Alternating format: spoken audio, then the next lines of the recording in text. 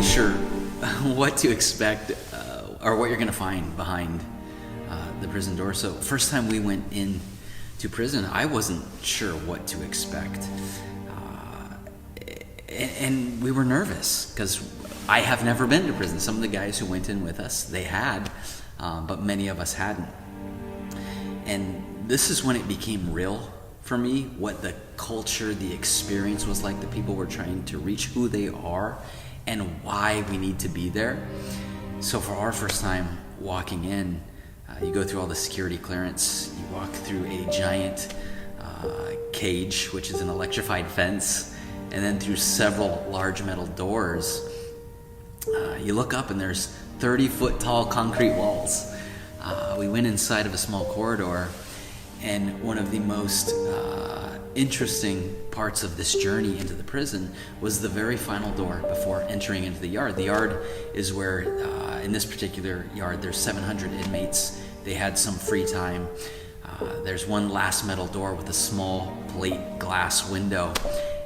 And as you're looking through that window out at several hundred sweaty men pumping iron, all tatted up, you're thinking, do I really want that door to open? And then it slowly starts to slide open and you step foot onto the yard, and you're not sure how to behave or what to do or say or how to interact as you get near some of the inmates. And for the first time for us, I didn't know if I should look them in the eye. Is that a thing where I'm going to be challenging them, or do I look away? But if I look away, they're going to think I'm weak, so I don't want to do that either. So how do I interact? But before long, and after saying hello or good morning to a couple of the guys, you pretty quickly realize these are ordinary guys. These are guys that are doing time. They've committed crime and they're there, but more or less they're just like me and you. They're ordinary. They like to have the same conversations we like to have, and before long, you're not nervous being there. You're comfortable.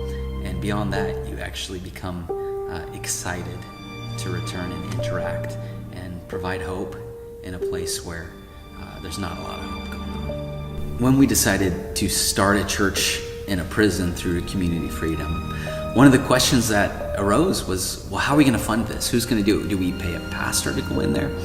And after all, I mean, prisoners aren't exactly making a lot of money to provide for generosity and giving.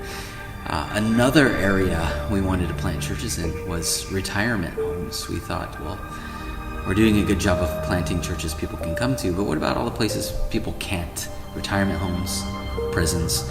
So we planted a church in a retirement home and then made the big ask to them and cast vision. What if through this retirement home we could fund and care for all the prisoners behind the walls? So every week the prisoners, they fill out connection cards and prayer requests. Those prayer requests make it back to the retirement home, and the folks there spend their time praying for the prisoners. They actually write letters to them, and the vision there is let's adopt the prison, let's fund the church and the ministry that's happening in the prison. So the relationship has been incredible between the two, and we're able to fund both locations through the generosity of the people in the retirement home. The thing that inspires me the most about all of this is that God is constantly reaching. He's constantly reaching into new areas, into unreached groups of people. So even when we're busy planting our churches and working in our churches, God is still dropping things in our hearts and in our minds, and showing us the places He wants to go, the people that He wants to reach. And even in some of these places that seem difficult, or we don't know how, like behind the walls of a prison, how are we ever supposed to go there? It's funny how God has opened door after door after door and provided relationship after relationship to get His church behind the walls of the prison. It's something we could have never done without God leading the way and showing us how.